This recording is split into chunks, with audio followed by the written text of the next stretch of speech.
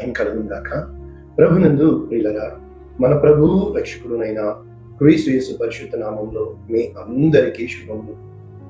9వ తేదీ ఆగస్టు మాసము 2026 సంవత్సరం.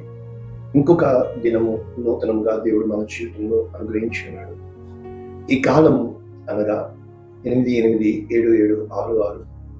ఈరోజు అదేవిధంగా 9 కాలాలు తరిగిపోతూ ఉంటాయి అనేది ఎవరికి అంటే పెద్దవాళ్ళమవుతున్న మనకి ఆయుష్కాలం. కానీ పెరుగుతూ ఉంటుంది వయసు ఎవరికి అంటే చిన్నబిడ్డలకి. అంటే కాలము మారటం లేదు. చిన్నబిడ్డలకి ఎదుగుదల, మనకి తరుగుదల. అంటే చిన్నపిల్లలు పెద్దవారు అవుతారు, పెద్దవారు కాలం శక్తి. అంటే దేవుడు మొట్టమొదటి సాధనము కాలాన్నే వాడుకుంటున్నాడు. ఈరోజు అటువంటి వాక్యము, వాగ్దానము, నిన్ను దర్శించిన కాలము నీవు ఎరుగకుంటివి. ప్రభువు నిన్ను దర్శించిన కాలము నీవు ఎరుగకుంటివి. లూకా సువార్త 19వ అధ్యాయము 42-43. 42లో ఉంది, కానీ ఇక్కడ డివిజన్ చేసేటప్పుడు 43లో పడింది. పూర్తి వచనము ప్రభువు నిన్ను దర్శించిన కాలము. అయితే 42 నుంచి చదివితే, నీవు ఈ దినమందైనను సమాధానమైన సంగతులు తెలుసుకొని ఎడల నీకెంతో లేదు. ఇప్పుడు అవి నీ కనులకు మరుగు చేయబడి ఉన్నవి. ప్రభువు నిన్ను దర్శించిన కాలము నీవు ఎరుగకుంటివి. కనుక నీ శత్రువులు నీ చుట్టూ గట్టు కట్టి ముట్టడి వేసి అన్ని ప్రక్కల నిన్ను అరికట్టి నీలోనున్న నీ పిల్లలతో కూడా నిన్ను నేల కలిపి నీలో రాతి మీద రాయి నిలిచి ఉన్నని అని దినంలో కూర్చును. కనుక ఎవరికి చెబుతున్నాడు? యెరూషలేమును దేవుడు చెబుతూ, ఆ యెరూషలేమునకు అంటే సమీపించి ఆయన ఆ పట్టణమును చూచి దాని విషయమై ఏడ్చి. ఇవే వాక్య భాగాలు మత్తయి సువార్త 23:37లో కూడా, యెరూషలేమా యెరూషలేమా, ప్రవక్తలను చంపుచు నీ యొద్దకు పంపబడిన వారిని రాళ్లతో కొట్టుచు ఉండుదనా, కోడి తన పిల్లలను రెక్కల క్రిందకి ఎలాగూ చేర్చుకున్నానో నేను నీ పిల్లలను ఎన్నో మార్లు చేర్చుకున్నాను. ఇవే వాక్యాలు లూకా సువార్త 13:34లో, యెరూషలేమా యెరూషలేమా. అంటే యెరూషలేము మహారాజు దేవుని పట్టణమే ఉంది. ఆయన మందిరము యెరూషలేములో ఉంది. కనుక అక్కడ ఆ యెరూషలేము కోసము యేసు క్రీస్తు ప్రభుల వారు కన్నీరు కారుస్తున్నట్లు మనము చూడగలుగుతాం. ఇంగ్లీష్లో ఈ version Luke chapter 19:44, new living translation. How I wish today that you of all people would understand. అంటే మనము గ్రహించాలని, అర్థం చేసుకోవాలని, ద వే టు పీస్, సమాధానమునకు కారణమైన దాన్ని. But now it is too late. కానీ ఈ రోజున అది పూర్తిగా ఆలస్యమైపోయింది. And peace is hidden from your eyes. ఆ యొక్క సమాధానము మీ కన్నులకు మరుగైపోయింది. అంటే ఇక్కడ మనము 2 విషయాలు గమనించగలిగితే, ఒకటి ఎరిగి ఉన్నది, 2 మరుగైపోయి ఉన్నది. అంటే ఈ రోజున మన జీవితంలో ఎరిగి ఉండుట అంటే అర్థం ఏంటంటే, ఆ మరుగైన దానిని కూడా వెలుపలికి తీయుట. ఎలాగా? ఈ రోజున ఈ వాక్య భావాలు మనం నేర్చుకోవడానికి వెళ్తున్నప్పుడు మొట్టమొదట ఒక మాట మాట్లాడుకుంటే, ఎగ్జాంపుల్కి మనకి ఏదైనా ముళ్ళు గుచ్చుకుంది అనుకున్నాం. ఇప్పుడు ఈ ముళ్ళు గుచ్చుకుంది, కానీ అది పైన కట్ అయిపోయింది. అంటే సగం లోపల ఉండిపోయింది, సగం బయట విరిగిపోయింది. కొంతకాలానికి అంటే ఆ చర్మము హీలింగ్ వచ్చి చర్మము పైన స్వస్థత పడిపోయింది, అంతా బాగుంది. కానీ లోపల ముళ్ళు సగం భాగం ఉండిపోయింది కదా, అది కనబడటం లేదు. కానీ పైన చర్మము అంతా కూడా స్వస్థత ఉంది. ఫైన్. ఇప్పుడు లోపల దాగి ఉన్నది ఎప్పుడు బయటికి వస్తుంది కదా? ఏ క్షణంలో బయటికి వస్తుంది అంటే అది బయటికి రాదు. ఎప్పటి వరకు? లోపల నీకు సెప్టిక్ అయ్యి అది లోపల భాగం అంతా పాడు చేశాక అది బయటికి రావడానికి అది అక్కడి నుంచి వ్యాప్తి చెంది ఆ బయటికి వచ్చి కమిలిపోయి బ్లాక్ అయిపోతుంది స్కిన్. ఏంటి బ్లాక్ అయ్యింది అంటే పైన కనబడటంలా, ఆ లోపల నువ్వు లోపలికి ఆ హోల్ చేస్తూ లోపలికి వెళ్ళి చూస్తే ఆ లోపల ఆ ముళ్ళు ఉంటుంది. దాని వలన ఆఖరికి ఆ పాదము, ఆ కాలు కూడా తీసివేయవలసిన పరిస్థితి వస్తుంది. లోపల ఎంతవరకు అది వెళ్ళిపోయి పాడు చేసిందో అది లోపల జరిగే కార్యం. కనుక మనకి బయటికి అర్థం కాదు. చాలా విషయాలు ఏమీ లేదు. ఆపరేషన్ చేస్తారు. కత్తెర లోపల వదిలేసి కుట్టేస్తారనుకోండి. అంతా బాగానే ఉంటది. కానీ ఆ లోపల మొత్తము అది తుప్పు పట్టి పాడు చేసేస్తుంది కదా! అంటే ఎన్నో విషయాలు మన లోపల దాచిపెట్టుకుని ఉన్నవి ఖచ్చితంగా దేవుడు బయటికి తీస్తాడు. ఆ సమయం వచ్చినప్పుడు, ఆ సందర్భం వచ్చినప్పుడు అంటే వాటిని ఎప్పుడు, ఎక్కడ, ఎలాగ తీయాలో అంటే ఒక మాట ఇక్కడ మంచి మాట నాకు దొరికింది. అది మీతో చెప్పాలనుకుంటున్నాను. ఎలా ఉంటుంది అంటే ఇది అర్థం అవ్వడానికి యేసుక్రీస్తు ప్రభుల వారు ఒక ఉపమానం చెబుతూ ఆకాశము భూమి గతించును కానీ నా మాటలు గతించును. కనుక ఆ దినమును గూర్చి గడియ సమయమును గూర్చి తండ్రి తప్ప మనుష్యుడైనను ఆఖరికి కుమారుడైనను కనుక ఎరుగడు. జాగ్రత్త పడి మెలకువగా ఉండి ప్రార్థన చేయండి. ఆ కాలం ఎప్పుడు వచ్చినో మీకు మెలకువ అంటే బీ అలర్ట్. అంటే మీరు ఎప్పుడు ఏ క్షణంలో నువ్వు నిర్ణయం చేయాలి, ఏ సమయంలో ఏ విధముగా ఆలోచించాలి, నీకు ఇవ్వబడిన సమయంలో నీవు ఏ విధముగా స్పందించాలి. ఉదాహరణకి బెతెస్దా కోనేరు కరెక్ట్గా ఏ సమయంలో ఆ కోనేరు కదిలించబడుతుందో తెలియదు. కానీ ఫస్ట్ కమ్స్ ఫస్ట్. ఎవరు మొదట ఆ కదిలించినప్పుడు ఏ రోగము ఉన్నవాడైనా కూడా స్వస్థత పొందుతాడు.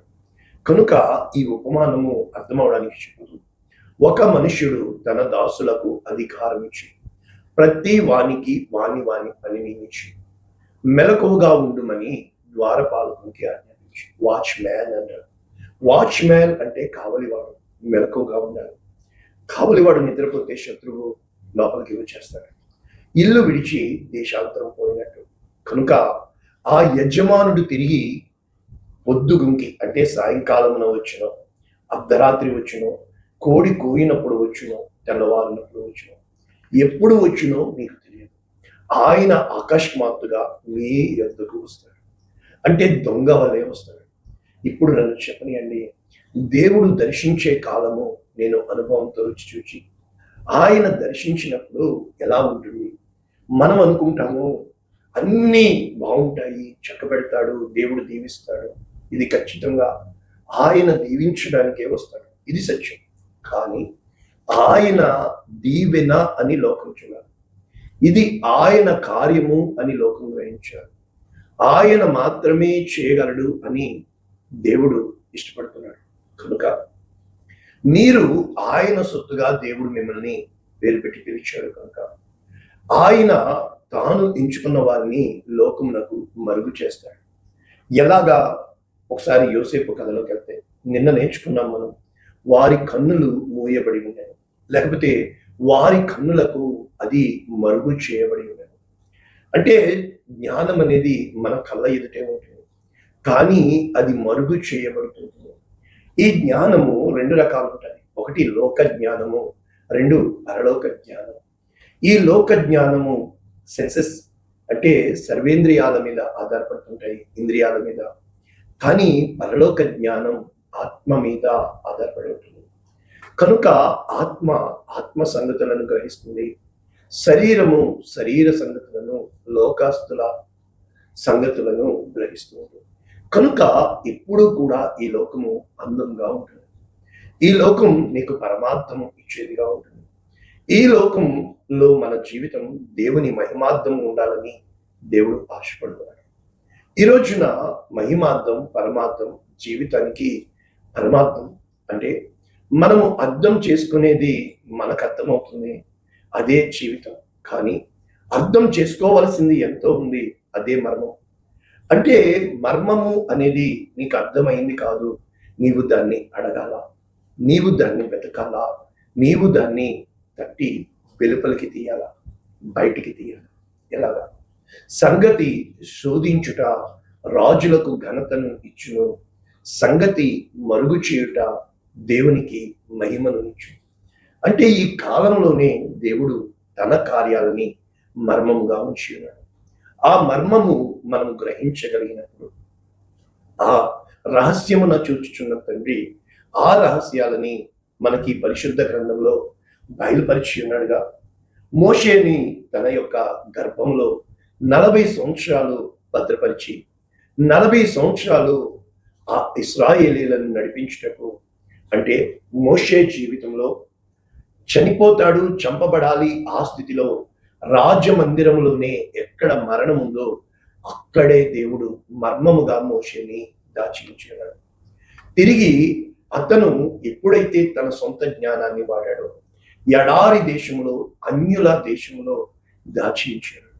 అప్పుడు మోషేని వెలుపలికి తీసుకొచ్చి 40 సంవత్సరాలు ఇశ్రాయేలీలను నడిపించుటకు దేవుడు సిద్ధపరిచి ఉన్నాడు.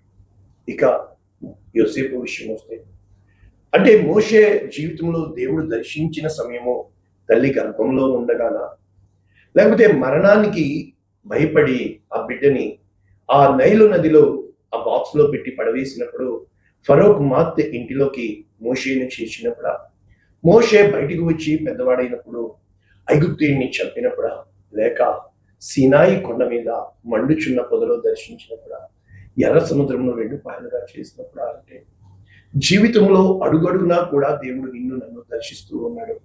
అర్ధరాత్రి గాడు నిద్ర కునుకు సమయంలో చిప్పడిగా ఇందాక సాయంకాలమును దర్శిస్తాడు, మధ్యాహ్నమున దర్శిస్తాడు, ఉదయకాలమును దర్శిస్తాడు, అర్ధరాత్రి దర్శిస్తాడు, తెల్లవారు. ఆయన అనుక్షణము తన దర్శనము నీకు ఇస్తూ ఉన్నాడు. నీవు ఆయన్ని దర్శించాలి అనుకున్నది కొండెక్కుతావు, గుట్టెక్కుతావు, లోయకెళ్తావు, కానీ ఆయన్ని నిన్ను దర్శించాలి అనుకున్నది నీ మనసుకు గ్రహించదు. నీ ఆత్మలో ఆయన ఆత్మని ఉంచాడు. యోసేపు గారి కోసం యోసేపు పుట్టినప్పుడు అవును రాహేలుకి లేక దేవుడు రాహేలును జ్ఞాపకం చేసుకుని అన్నదమ్ములు గుంటలో వేసినప్పుడు వీడి కళలు ఏమవుతాయో, అంటే యోసేపు కళలు చూస్తున్నప్పుడు ఆ దర్శనం దేవుడు ఇచ్చాడా, లేక అక్కడి నుంచి ఐగుప్తీయులకి అమ్మి వేసినప్పుడు దేవుని లేఖనము నెరవేరుతుందిగా యోసేపు జీవితంలో. అంటే పోతీఫర్ ఇంటిలో దేవుడు అడుగడుగునా దీవించాడుగా, అంటే చెరసాలలో వేసినప్పుడు దేవుడు ఉన్నాడుగా, కానీ సింహాసనం మీద కూర్చున్న పెట్టినప్పుడు దర్శించాడా. అనుక్షణము కూడా దేవుడు నీతోనే ఉన్నాడు. ఆయన కన్నులకు మరుగైనది ఏదీ లేదు. ఆయన హృదయ అంతరంగంలోకి తొంగి చూస్తున్నాడు. ఆయన నీతో ఉన్నాడు, ఆయన నీలో ఉన్నాడు. అడుగడుగునా ఆయన నిన్నుగా వెతుకుతున్నాడు. నీలో ఆయన తన మహిమను చూడాలని, నీలో ఆయన తన స్థితిని నీకు బయలుపరచాలని, తన ప్రేమను వెల్లడి చేయాలని ఆయన ఇష్టపడుతున్నాడు. ఇంకా దేవా నీవు నన్ను ఎప్పుడు చూసావయ్యా అని అడిగినప్పుడు హాగరు, ఎక్కడి నుంచి వస్తున్నావు, ఎక్కడికి వెళ్తున్నావు, నన్ను చూచుచున్న దేవుడు అని హాగరు పేరు పెట్టింది. కానీ అక్కడ ఫరో యొద్ద అనేక మంది దాసీలు ఉన్నారు. అసలు ఫరో యొద్దకు సారా ఎత్తుకు వెళ్ళబడిందే. భర్త అబ్రహాము కుమిలిపోతున్నాడు. ఫరో చెప్పాడుగా, చెల్లి అని చెప్పాడే, అందుకేగా తెచ్చుకున్నాను. అంటే హాగర్ని దేవుడు చూశాడా? ఫరో ఇంటిలో సారాను చూశాడంటే సారా చాటున హాగరు ఉంది. హాగర్ని ఆ ఎడారిలో దర్శించిన దేవుడు అది దర్శన కాలం అనాలా, లేక నిర్ణయ కాలమున హాగర్ని అబ్రహాముకి భారీగా చేసిన సారా ఆలోచనలో తొంగి చూశాడా? చాలా విచిత్రంగా ఉంటుంది కదా.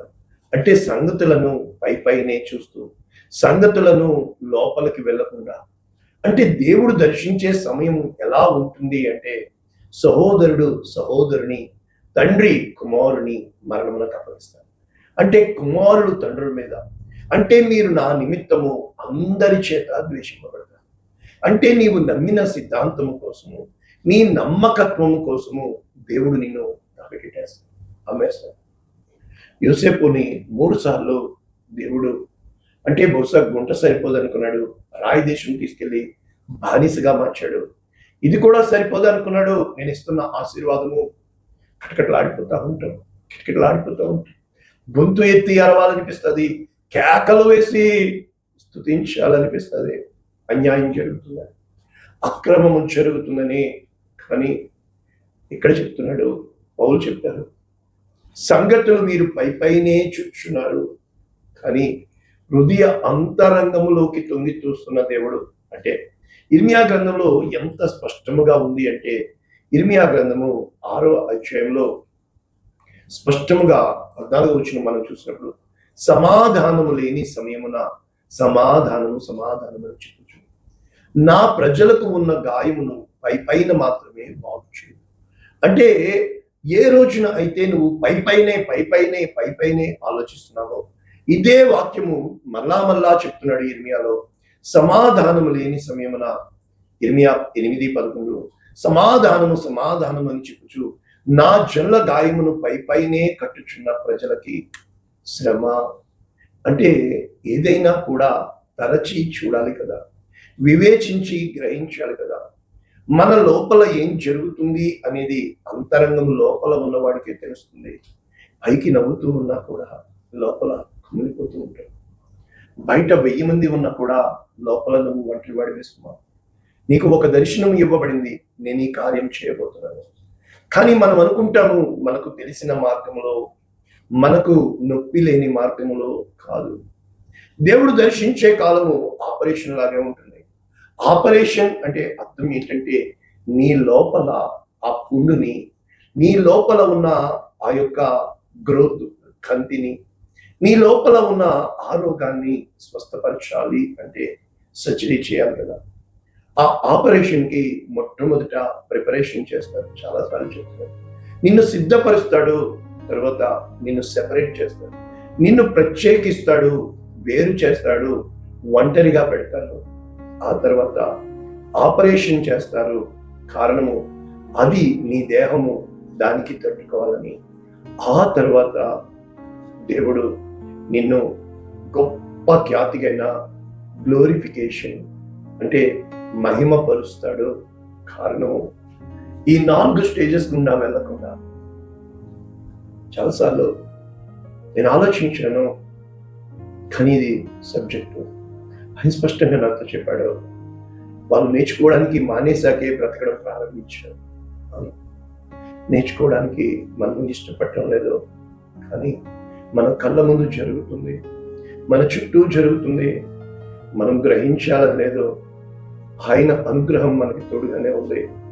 సంగతులను పరిశీలించి ఇవి ఖచ్చితంగా ఇలాగే ఉన్నాయని ఆయన రాబో కాలంలో మన కొరకు సిద్ధపరిచి ఉంచిన సంగతులు.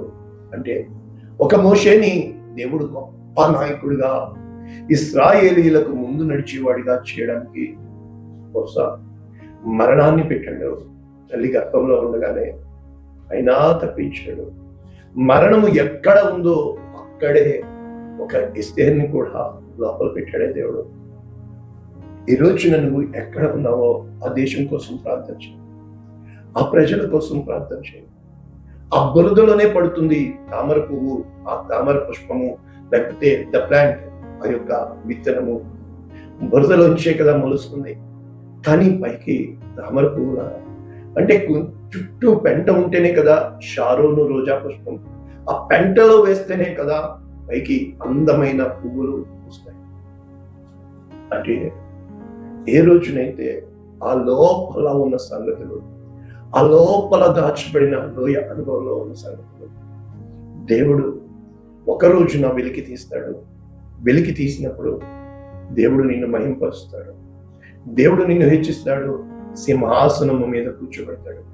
ఈ సంగతులు ఖచ్చితము అని నేను గ్రహించి నీకు వివరించడానికి ప్రార్థన చేసుకున్నాను.